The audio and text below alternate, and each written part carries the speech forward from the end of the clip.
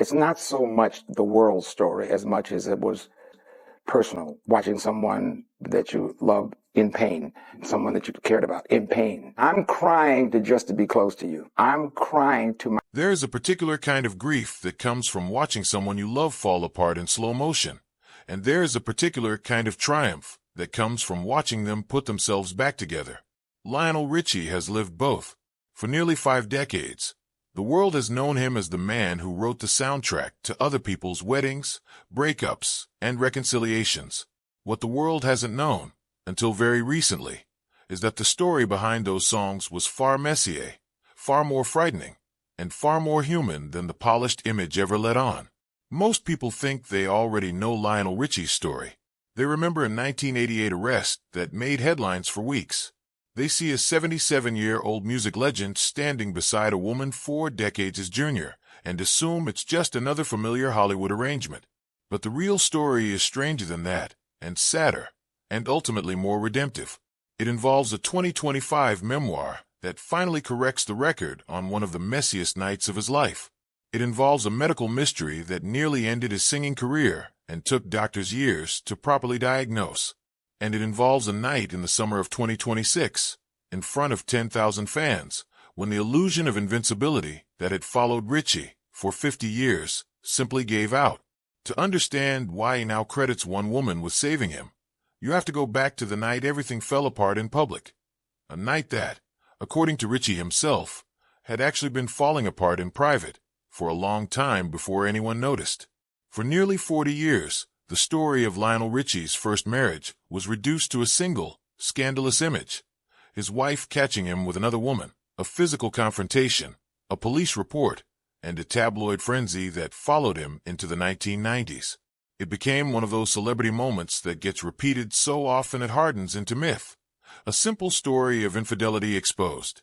But when Richie finally told his own version of events in his September 2025 memoir, truly, the picture that emerged was considerably more complicated and considerably sadder than the headlines ever allowed. According to Richie's own account, he and his first wife, Brenda Harvey, were already living separately by the time the incident that made headlines took place. He writes that he had taken a place near the beach, trying to find some distance from a marriage that, in his telling, had already effectively ended.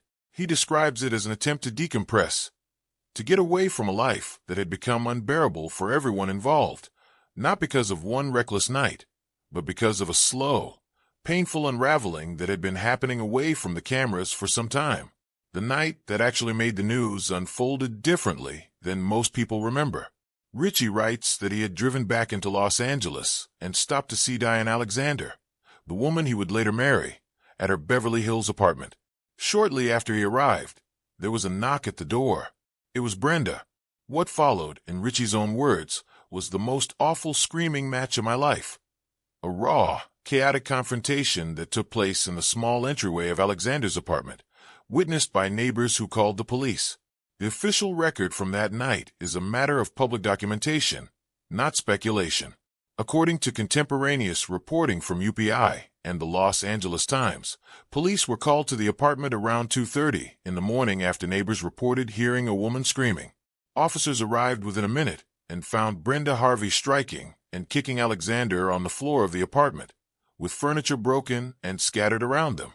Richie later told officers that Brenda had also kicked him in the stomach. She was arrested and booked on suspicion of corporal injury to a spouse, battery, resisting arrest, and related charges, and was released after posting $5,000 in bail. Those are the facts as police recorded them, and Richie's memoir does not dispute them or attempt to minimize what happened that night. What his memoir adds is context that the public never had access to in 1988. His account of a marriage that had already quietly ended before it ever became a public spectacle. He describes the aftermath not with anger toward Brenda, but with something closer to grief. The most painful part, the tragedy of our lives, was that Brenda was heartbroken, he wrote, adding that none of them had ever been in a situation like that before, and that in the moment, none of them really knew what they were doing or feeling. He calls it simply, the scandal of my century, a phrase that captures both how enormous it felt at the time and how strange it is, decades later, to finally be the one telling the story instead of having it told about him. What the memoir doesn't do is rewrite what happened. Brenda Harvey was arrested. The marriage, after 18 years, ended in divorce in 1993. 2 years later, Richie married Diane Alexander, and that marriage too would end in 2004. But the beach house detail matters because it reframes what the public spent decades believing was a single moment of betrayal as something closer to the final, ugly eruption of a relationship that had already broken down behind closed doors. It doesn't erase anyone's pain. It simply adds a layer of context that was missing for 37 years. And that raises a question worth sitting with. If the marriage was already over in every way that mattered, why did the public narrative so quickly harden into a simple story of a cheating husband caught in the act, rather than the more complicated truth of two people whose relationship had already quietly died? Tabloid culture in the late 1980s wasn't built for nuance. It was built for headlines. And Lionel Richie's private collapse became, almost overnight, one of the most public spectacles in the entertainment industry. That spectacle eventually faded from the front pages, but the pressure that had been building underneath it didn't disappear along with the headlines. It followed Richie into the next decade, and it began attacking something even more central to his identity than his marriage, the very instrument that had made him famous in the first place. By the early 1990s, Lionel Richie was one of the most successful recording artists on the planet. He had already helped co-write We Are the World, sold tens of millions of records, and built a career defined by a voice instantly recognizable to anyone with a radio. And then, slowly and terrifyingly, that voice began to fail him. Richie has spoken about this period in several interviews over the years, most notably during a 2012 appearance on Piers Morgan Tonight, where he described undergoing a series of vocal surgeries in an effort to fix a throat condition that doctors couldn't quite pin down. "I have been through surgeries, vocal surgeries," he told Morgan. And while you're sitting there in silence, the question comes up, who am I? Who am I really? Without this voice, who are you really? And as an artist, you are defined by your voice. By his own account, he ultimately underwent 4 separate procedures over the course of several years, each one carrying the hope that this would finally be the one that fixed the problem. None of them was. In later interviews, including one with People magazine, Richie described the periods being about as close as you ever would have come to a nervous breakdown. It's not hard to understand why. This was a man whose entire professional identity, whose entire sense of self, was tied to an instrument that appeared to be failing him for reasons no one could explain. Doctors were operating on his vocal cords without fully understanding what was causing the damage in the first place, which meant that even successful surgeries offered only temporary relief before the same symptoms crept back. The breakthrough, when it finally came, wasn't the result of a 5th surgery. It came from a holistic doctor who looked past the throat itself and considered what else might be affecting it. The diagnosis was almost anticlimactic in its simplicity: diet-induced acid reflux. Stomach acid was making its way up into his esophagus and throat, particularly at night while he slept, slowly irritating and inflaming the same delicate tissue that 4 surgeries had failed to permanently repair. Once that was identified, the fix wasn't another operation. It was a change in diet and daily habits. Richie made those changes, and by his own account, he has not struggled with the same issue since. It's worth sitting with how strange that sequence of events actually is. A world-class recording artist underwent 4 separate throat surgeries before anyone identified a condition that, once properly diagnosed, required no surgery at all to manage. It's a reminder of how easily even highly specialized medicine can miss the bigger picture when it focuses too narrowly on the symptom in front of it rather than asking what might be causing it. And in Richie's case, the timing lines up with everything else that was happening in his life during that period. A marriage that had collapsed in the most public way imaginable, a rapidly changing music industry, and the relentless pressure of maintaining a global career while his personal life had lost much of its structure. None of this proves a direct medical link between stress and his acid reflux, and Richie himself hasn't claimed one. But it's difficult not to notice that his body's breaking point arrived during the most turbulent stretch of his personal life. Surviving that health scare forced Richie to rebuild more than just his voice. It forced him to rethink how he structured his life on a daily basis, something that would take on new significance years later, when a woman with an entirely different kind of expertise entered his world. For years, the public conversation around Lionel Richie's current relationship followed a familiar and somewhat lazy script: an aging entertainer, a much younger girlfriend, a 40-year age gap treated as the entire story.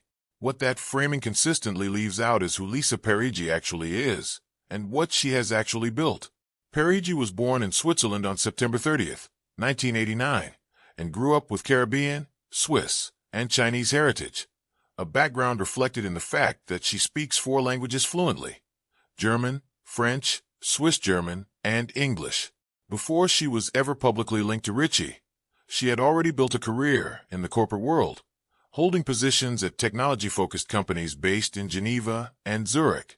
She later moved into modeling and eventually into entrepreneurship, founding 2 ventures of her own: the Estate Collection, a lifestyle brand built around hand-poured candles and fragrance inspired by her travels, and Glow Up Beauty, a skincare line.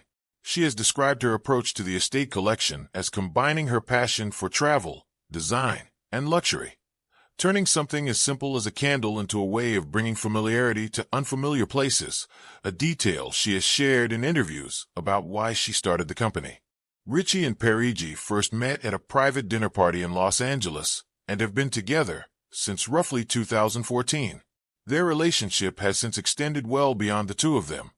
Parigi has developed a close relationship with Richie's children, particularly his daughter Sophia. And when Richie has spoken publicly about their relationship, he has consistently steered away from anything resembling a typical celebrity platitude. In an April 2019 interview with People, he put it plainly: "She's extremely beautiful, but most importantly, she's smart and helps me deal with my crazy world." In the same conversation, he added that at a stage in life when it would be easy to become jaded about relationships, Parigi made things feel a bit safe. That word, safe, is worth pausing on. This is a man who spent his 30s and 40s navigating a marriage that collapsed in front of tabloid cameras, followed by 4 throat surgeries brought on, at least in part, by the accumulated stress of a life without much structure.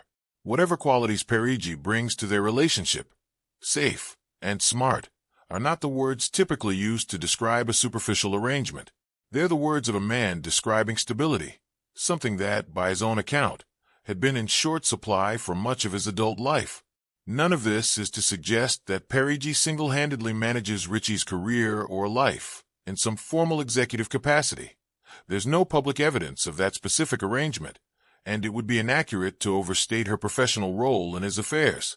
What is documented is a woman with a genuine, independent business career and a long-term partner whom Richie himself credits with bringing a sense of calm and structure to a life that had, for a long time, lacked both. Whether that shows up in quiet, unglamorous ways, logistics, boundaries, day-to-day decisions, or simply in the emotional stability he's described in interviews, the effect Richie attributes to her is consistent. She helped him feel steady in a world that had rarely offered him steadiness. That steadiness would be tested in a very public and very frightening way in the summer of 2026, when Richie's touring schedule collided head-on with the realities of being 77 years old. The music industry has always been comfortable romanticizing the idea of the legacy artist who keeps performing indefinitely, filling arenas well into their 70s and beyond. What that romantic image tends to leave out is the physical toll that decades of touring take on a body that, no matter how well cared for, is still aging in real time. That toll became impossible to ignore on the night of June 24th, 2026. Richie was kicking off his co-headlining Sing a Song All Night Long tour with Earth, Wind and Fire, a 26-city run that began at the Grand Casino Arena in St. Paul, Minnesota. About an hour into the show, while performing the up-tempo hit Dancing on the Ceiling, Richie began to feel unsteady. According to accounts from concertgoers and reporting from the Minnesota Star-Tribune, he told the crowd he was feeling dizzy, joked that, when you're feeling dizzy, you sit your ass down, and lowered himself onto a platform on stage rather than continuing to perform standing. He noted to the audience that it was the first time in his career he'd ever had to sit down during that particular song. he managed to perform one more number, 3 times a lady, seated at the piano rather than standing at center stage. Then he told the crowd he needed an intermission, in his words, "so I don't fall over," and walked off stage. What fans initially assumed would be a brief pause stretched into roughly 40 minutes, until one of his band members, saxophonist Dino Saldo, returned to the stage to deliver the news that Richie would not be coming back out that night. According to TMZ, Richie was taken to a hospital afterward as a precautionary measure. Members of his touring band later suggested dehydration may have played a role, though no official medical diagnosis was ever publicly disclosed. The consequences were immediate. Richie's team postponed his next 2 scheduled shows, in Chicago and Columbus, with a statement from Live Nation noting that he had been advised by doctors to rest before returning to the stage. The tour ultimately resumed several days later, on June 30th, in Pittsburgh, but the incident in St. Paul left an unmistakable mark on the narrative around Richie's ongoing career. This wasn't a case of an artist skipping a show because of a scheduling conflict or a minor cold.